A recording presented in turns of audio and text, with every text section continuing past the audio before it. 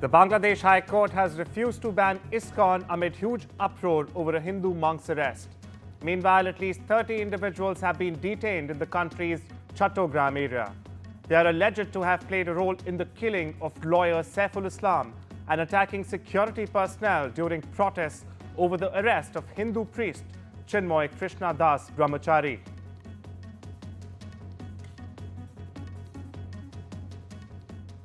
A ceasefire between Israel and the Lebanese militant group Hezbollah that began Wednesday appears to be holding. This as residents in cars heaped with belongings are streaming back towards southern Lebanon despite earlier warnings from Israeli and Lebanese troops underlining they stay away from certain areas.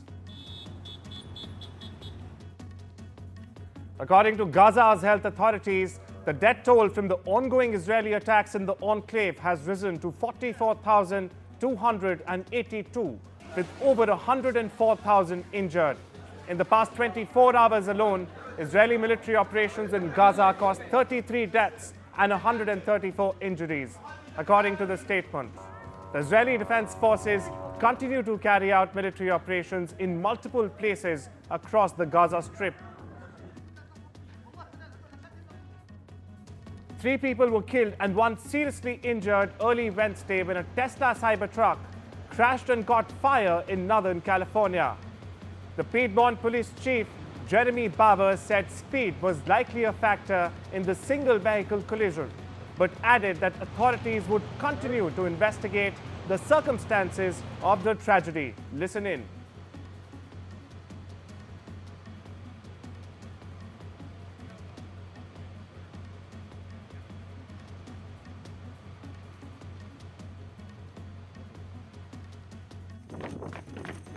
China is reportedly eyeing to launch more military drills in the coming days near Taiwan. The country's security officials opine Beijing is reportedly using President Lai Ching-te's upcoming visits to the Pacific and scheduled U.S. transit as a pretext.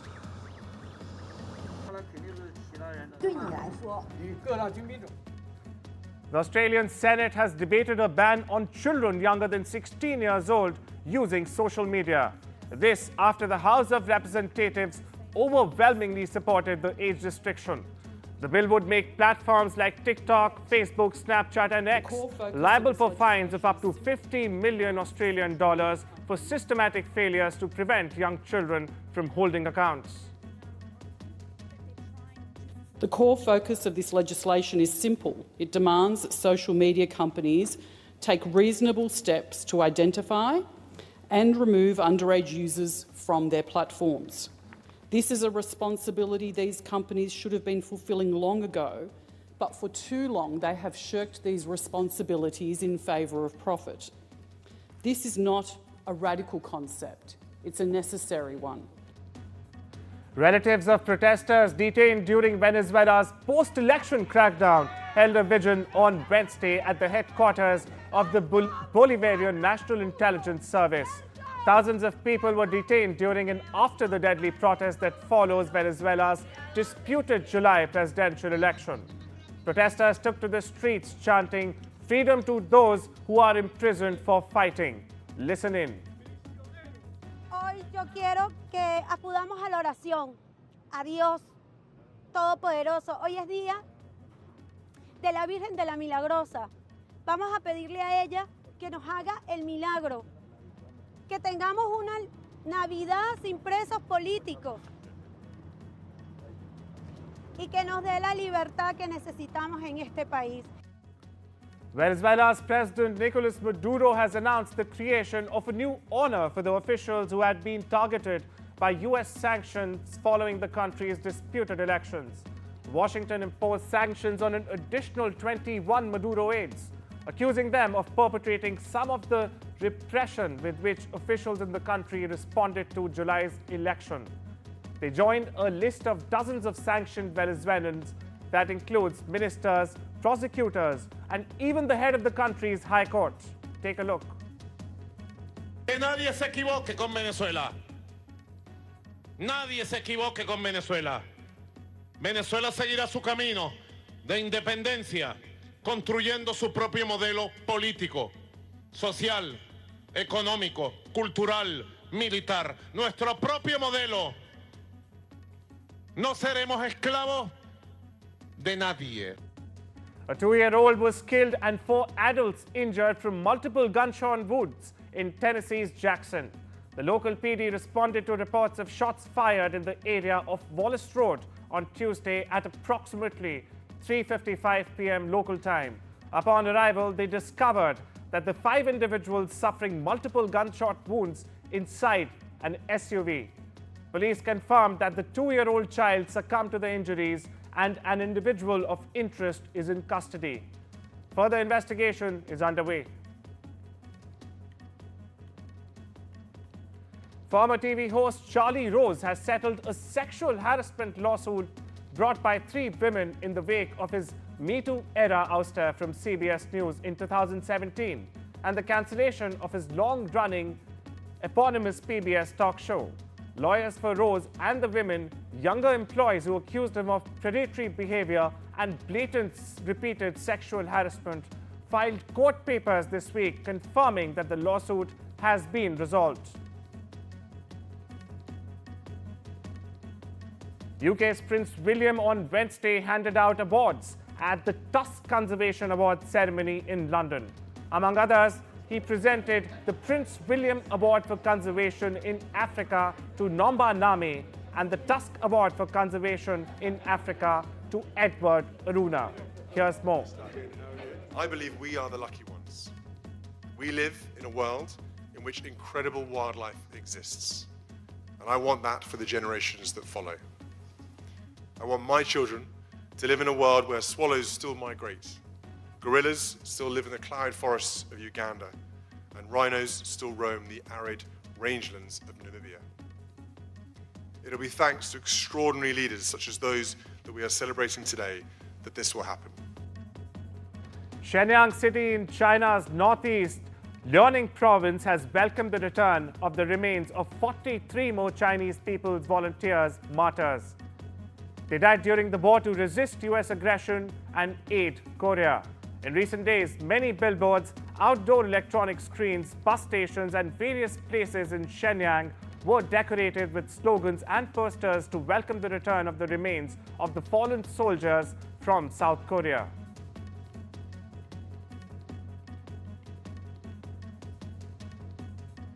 Uruguay's President-elect Yamandu Orsi met with current President Luis Lasalle Pou to discuss the country's transition of power.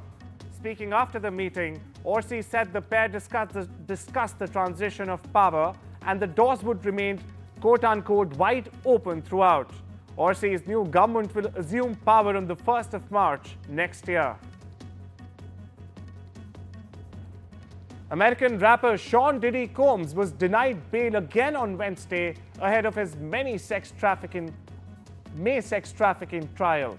The judge cited evidence that he poses a quote-unquote serious risk of witness tampering and has attempted, in fact, to hide prohibited communication with third parties while in custody.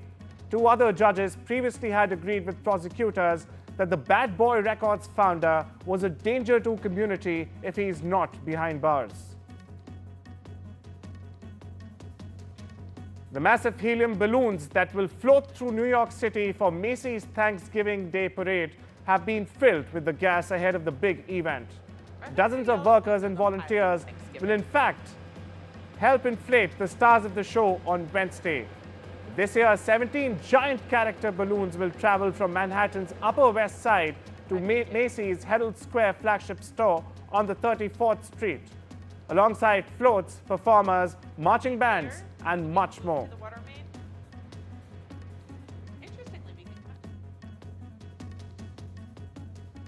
In the remotest reaches of Alaska, there's no relying on DoorDash to have Thanksgiving dinner, or any other dinner for that matter of fact, delivered. But some residents living well off the grid will nevertheless have turkeys brought in, well, by air. Esther Kim flies low and slow in a small airplane over rural parts of south-central Alaska, dropping frozen turkeys to people living in roadless Alaska. Listen in to Kim. I grew up in the bush, in the rural Alaska, so there's no roads. The only way that you can get there is by airplane, by snowmobile, or boat if you're on the river system. And so during freeze up, during Thanksgiving time, everyone is stuck.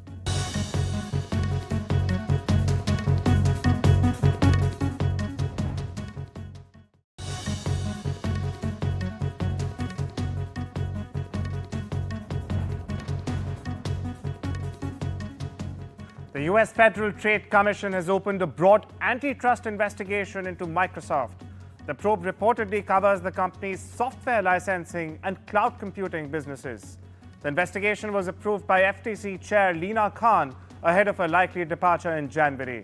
The election of Donald Trump as U.S. president and the expectation he will appoint a fellow Republican with a softer approach towards business leaves the outcome of the investigation up in the air for now.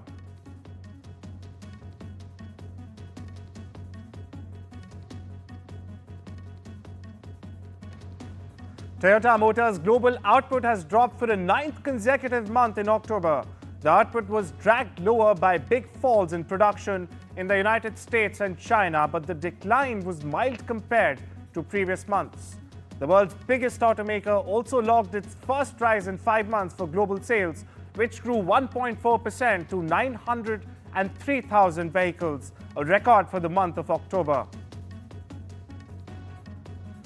China's National Bureau of Statistics has said that the combined profit of major industrial enterprises went down 4.3% year-on-year in the January-October period in the country. Industrial firms above designated size, or those with an annual main business revenue of around $2.81 million, saw their combined profits total about $689 billion during the 10 months. In October, the total profit of major industrial enterprises saw a narrowing decrease of 10% compared with the same period last year. China's International Supply Chain Expo themed Connecting the World for a Shared Future is running from Tuesday to Saturday in Beijing. It showcases 620 companies and organizations from 69 countries and regions, reflecting a notable increase in participation. Prior to the event, over 5,000 demand matches were made, facilitating early connections between domestic and international businesses. Attendees emphasized the critical need for collaboration in global supply chains at the ongoing second China International Supply Chain Expo. Take a listen.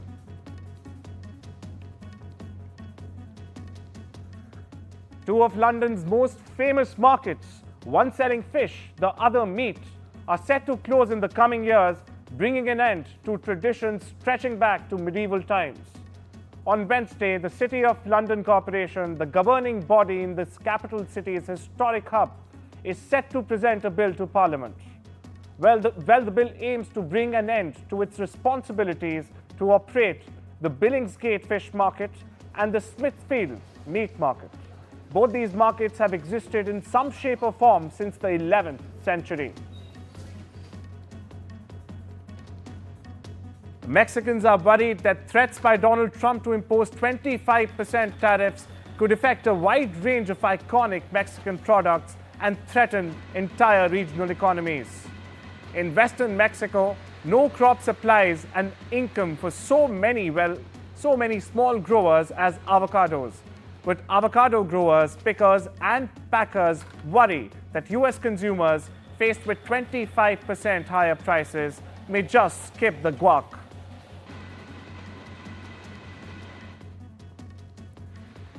Huawei Technologies has released. Y ayer me dijeron, nuestra estimación es que van a subir en promedio estos vehículos $3,000 por unidad en los Estados Unidos. Entonces, ese impuesto, imagínense, 25%, hay que considerar que el 88% de las pickups, y ayer me dijeron, nuestra estimación es que van a subir en promedio estos vehículos $3,000 por unidad en los Estados Unidos. Entonces, ese impuesto, imagínense, 25%. Huawei Technologies has released its long-awaited flagship Mate 70 models.